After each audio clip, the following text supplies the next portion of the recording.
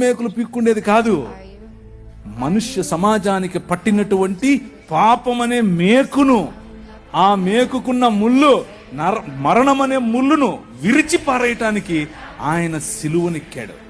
సిలువనెక్కి ప్రపంచాన్ని మార్చటానికి, ప్రపంచములో దేవుని రాజ్య సువార్త ప్రకటించటానికి, ప్రపంచములో the presence of his countenance, దేవుని సన్నిధి మన మధ్యకు తీసుకుని రావటానికి, ఇమ్మానుయేల్ అనేటటువంటి ఎక్స్పీరియన్స్ మనకి ఇవ్వటానికి, ఆయనే స్వయంగా పగటిలో మేఘస్తంభముగా, రాత్రిలో అగ్నిస్తంభముగా, నీళ్ళిచ్చు బండగా ఎలా అయితే ప్రపంచములో ప్రతి సమయములోనూ తన ప్రమేయాన్ని మనుష్యుల మధ్యలో చూపిస్తూ వచ్చాడో, పురాతన కాలము మొదలుకొని శాశ్వత కాలము, ఇప్పుడు భారతదేశంలో, ఇప్పుడు మిగిలిన దేశాల్లో, ఇప్పుడు అమెరికాస్, ఇప్పుడు ద హోల్ వరల్డ్ లో తన ప్రమేయాన్ని చూపిస్తున్నాడు.